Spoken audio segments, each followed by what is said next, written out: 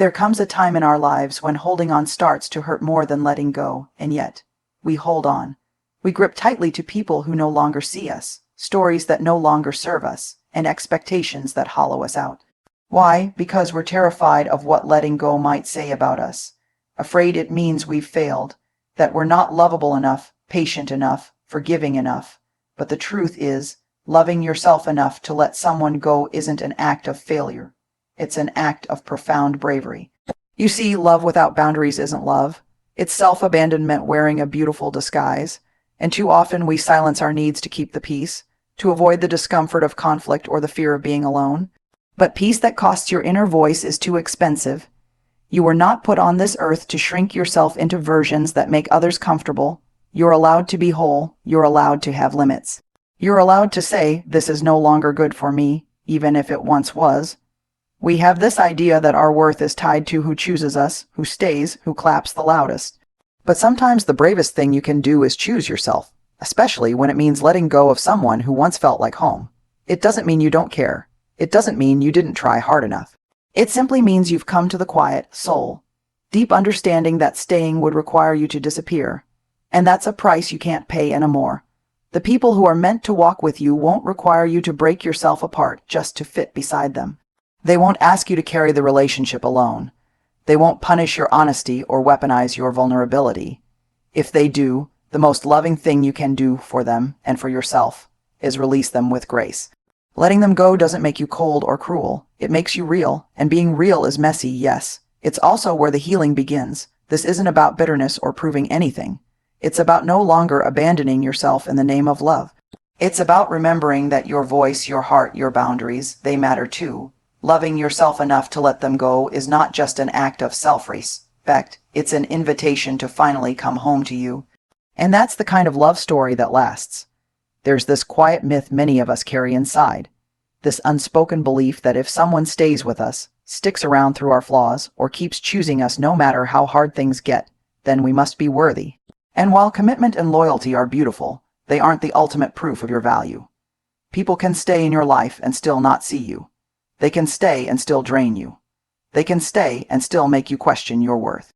And sometimes we let them, not because we don't know it hurts, but because we think the pain is part of love. We've confused endurance with intimacy, but self-worth doesn't bloom in the shadow of being tolerated. It doesn't grow when we compromise our emotional safety just to avoid being alone. It reveals itself, quietly, steadily, in the moments we stop accepting less than we deserve, not out of anger, not because we're finally fed up, but because we finally see ourselves clearly. We stop needing someone else's commitment to feel whole. We realize that the story we've been told, that being chosen is the highest form of validation, was always too small for who we really are. It's easy to believe that the more you suffer for love, the more real it is. That if you're patient enough, forgiving enough, flexible enough, they'll eventually see your value and rise to meet it. But real self-worth isn't built on someone else's timeline for growth. It's found in the boundaries we draw, the red flags we stop justifying, the hard truths we stop editing. It's found in the quiet moments when we say to ourselves, I don't need you to change to be okay. I just need to honor what's true for me now. There is a subtle but vital difference between waiting for someone to grow and shrinking yourself so they don't have to. Self-worth whispers, you don't have to keep accepting crumbs just because you're afraid the table will be empty without them. And that whisper grows louder each time you choose peace over chaos, clarity over confusion, and self-respect over the temporary comfort of being held by someone who doesn't know how to hold you fully. So no, who stays isn't the evidence, it never was. The real evidence is in what you allow, what you tolerate, what you excuse. The moment you stop making excuses for mistreatment, the moment you stop settling for halfway love, is the moment your self-worth stops being a question and starts being a compass. Letting go is often misunderstood. We treat it like an admission of failure, like it means we didn't try hard enough or love deep enough. But letting go, truly, fully letting go isn't weakness. It's one of the most courageous, soul-stretching acts we can make. Because it requires something far harder than holding on. It requires us to face the truth. It takes strength to walk away from something you've built your identity around. Strength to release someone you still care about, but know is not showing up for you in a way that honors who you are. It's easy to stay in situations where we're emotionally underfed, but still given just enough attention to confuse us. It's easy to convince ourselves that things might get better if we're just a little more patient, more understanding, more accommodating. But eventually you realize that no amount of effort will change a relationship that requires you to betray yourself to survive it. Letting go doesn't always come with clarity. Sometimes it comes with trembling hands and tearful nights. Sometimes it's messy and uncertain and laced with guilt. Because you're not walking away from someone who hurt you in obvious, unforgivable ways. You're walking away from someone who didn't show up fully, who loved you in incomplete ways, who meant well but didn't meet you. And that makes it harder because there's no villain, just a heartbreaking gap between what is and what you hoped it would be. But that gap, that heartbreak, is where your self-respect begins to bloom. You learn that you can love someone and still choose yourself, that your healing is more important than their comfort, that sometimes the bravest thing you can do is say, "I love you, but I won't keep bleeding to prove it." You stop tying your worth to someone else's capacity to love you correctly. You stop abandoning your needs for the sake of keeping the connection. You choose to believe that letting go doesn't mean giving up. It means making room for peace, for growth, for the kind of love that doesn't require you to fight so hard to feel safe. This isn't about becoming hard or bitter or guarded. It's about honoring your truth enough to know when something no longer fits the life you're building. It's about trusting yourself to survive the aftermath, because you will. You'll grieve, yes, but you'll also rise. You'll unclench your fists, breathe deeper, and step into a version of yourself that no longer needs to chase what doesn't feel like home. Letting go isn't giving up. It's saying, "I matter too." We're often taught that love means endless giving. That to be good, kind, or loving means to always be available, always say yes, always absorb the emotions of the people around us. And so we do. We soften our no into a maybe. We override the small warning signs in our gut. We convince ourselves that setting limits is selfish, cold, or unkind, especially if we care about the person. But here's the truth we have to unlearn and relearn. Boundaries are not a rejection of others. They are a radical act of self-respect and emotional honesty. They are a form of love, both for ourselves and for the people we choose to be in relationship with. There's nothing loving about betraying your own needs to make someone else comfortable. There's nothing kind about saying yes when every part of you is screaming no. When we fail to set boundaries, we don't just hurt ourselves. We end up building relationships based on silent resentment, unmet needs, and invisible expectations. And no one can thrive in that. Not you. Not them. Boundaries are the clarity that relationships need to breathe. A boundary isn't a wall. It's a doorway. It says, "I want to connect with you, but I need to do it in a way that doesn't cost me my peace." It says, "I will stay in this room with you, but I will not keep shrinking to make you feel taller." And yes, it might upset someone at first, especially if they've benefited from your lack of limits, especially if your silence served their comfort. But someone who truly sees you, one who values who you really are, won't abandon you because you drew a line. They'll respect you more for it, because that line shows you value yourself enough to speak your truth, even when your voice shakes. The discomfort that comes with setting boundaries is real. It brings up guilt, fear, and the old ache of not wanting to disappoint others. But the question is, how long are you willing to disappoint yourself just to avoid disappointing someone else? Self-love is not always soft. Sometimes it's the hard, brave thing, choosing to have the uncomfortable conversation, choosing to say, "This isn't okay with me," choosing to stay in alignment with yourself even when someone calls you difficult or distant. Emotional boundaries aren't the absence of love, they're the shape of love. They tell others how to love you well. They show you how to stop abandoning yourself. When you stop seeing boundaries as rejection and start seeing them as protection, for your energy, your values, your emotional well-being, everything begins to shift. You stop feeling like love is a transaction that demands your silence. You start realizing that love, real love, lives where honesty and safety coexist. So draw the line, speak the truth, set the boundary. That isn't you pushing love away, it's you creating the space where it can actually live. There's a tender kind of grief that comes not from dramatic endings, but from slow, quiet outgrowings. When you look at someone, maybe a friend, a partner, even family, and realize you're not walking in the same direction anymore. Maybe you still care for them. Maybe you still share memories, laughter, history. But something has shifted. The connection, once so alive and aligned, feels heavy now, forced. And deep down, you start to understand that what once fit effortlessly no longer does. This moment is delicate and often laced with guilt, because we think if someone was good to us, or if we've loved them for a long time, we owe it to the relationship to keep going. We confuse duration with destiny. We cling to the past version of them, or of us, hoping we can recreate something that's quietly evolved into something else entirely. But here's the truth no one really teaches us. Not all relationships are lifelong. And that doesn't make them failures, it makes them complete. Some people are meant to be chapters, not the whole book. They show up to teach us something or walk with us through a season. And when that season changes, the loving thing to do isn't always to cling. It's to acknowledge the beauty of what was and release the expectation that it must last forever to have mattered. Letting someone go or stepping away doesn't mean you didn't love them. It doesn't mean they're a bad person.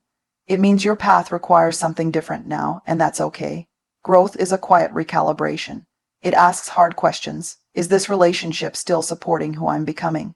Am I shrinking or expanding in this connection? Are we growing together, or just growing tired of pretending we are? There's nothing disloyal about evolving. It's not betrayal to honor your path. The real betrayal would be staying where your soul no longer fits, just to avoid the discomfort of change. Because when you deny the truth of your inner world, you pay the price in pieces of yourself. Your light dims, your peace erodes, and soon you're walking with someone out of obligation, not alignment. That's not love. That's fear dressed in responsibility. The brave thing, the honest, necessary thing, is to admit when the journey has shifted. To say, I'm grateful for the road we've walked together, but I can't keep pretending this road still leads me home. You don't have to hate someone to let them go. You just have to love yourself enough to keep walking toward who you're meant to be, even if it means walking alone for a while. Because the people meant to walk with you, you won't have to shrink, chase, or explain your way into staying connected. They'll meet you where you are and keep pace without forcing you to slow down or run ahead. So yes, not everyone is meant to walk every mile with you, but the ones who are, they'll know how to walk beside you without asking you to lose yourself along the way. There is a deep, aching fear that lives inside many of us. The fear of being left, of being too much or not enough, of loving too openly and being met with silence. And so, in our quiet desperation to be chosen, to be kept, to not be left behind, we start doing something that feels small at first, but becomes soul-altering over time. We begin to abandon ourselves. We silence our voice to avoid sounding too needy. We soften our boundaries so we're easier to love. We agree when we want to say no. We bend and twist and mold ourselves into whatever version we think will make them stay. We become smaller, not because we are small, but because we believe smallness might be safer than rejection. But here's the hard truth. Being loved for a version of yourself you had to edit and dilute will never satisfy the hunger to be seen. And no amount of performing or pleasing will prevent someone from leaving who is already halfway out the door. Abandoning yourself to keep a relationship alive is a slow kind of grief. You wake up one day and barely recognize your own reflection, not because someone took your power, but because you handed it over piece by piece in exchange for crumbs of connection. You traded authenticity for approval. But approval that requires your silence is not love, it's control. It's conditional acceptance dressed up as intimacy. You were not made to live in emotional exile from your own truth. You are allowed to be seen in the fullness of your needs, your voice, your limits. You are allowed to take up space. You are allowed to say, "This is who I am," and still be worthy of love, even if someone doesn't know how to hold that version of you. If their love depends on your compliance, it's not love. It's a transaction. And you deserve so much more than that. The fear of abandonment is real. It's often rooted in wounds that go far deeper than the current relationship. And that fear will whisper lies to you. If you set a boundary, they'll leave.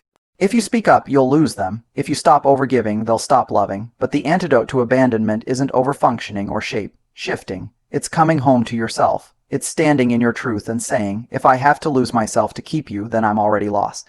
The people meant to stay will not require your self-betrayal.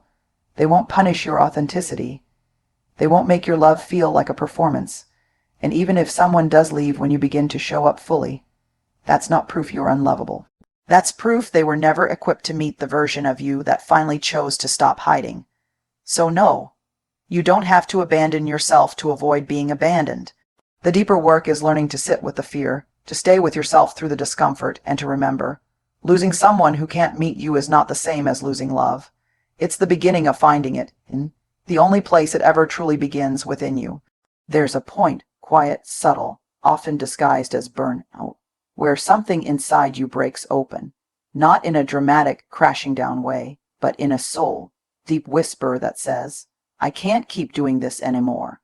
Not this as in working hard or being kind or showing up for others, but this as in betraying yourself to be liked, smiling when you want to speak up, saying yes while something in your chest tightens, being the peacekeeper, the fixer, the one who carries the emotional weight for everyone else, because somewhere along the way, you learned that love is something you earn, not something you simply deserve. People pleasing often gets mistaken for being a good person, but it's not kindness. It's fear. Fear of conflict, fear of disconnection, fear of being seen as difficult or selfish. And so you sacrifice your needs for harmony that isn't real. You confuse acceptance with belonging. You trade your truth for temporary approval. But here's what you eventually learn, often the hard way. Being liked by everyone means you've probably gone silent on yourself. Healing begins when you start to disrupt that cycle. When you notice that inner flinch every time you overextend, over-apologize, over-function. When you start asking what would happen if I said what I really felt. If I let someone be disappointed and trusted that I could survive it, because healing isn't about becoming unbothered or detached. It's about becoming honest. And honesty sometimes sounds like, no, I don't have capacity right now.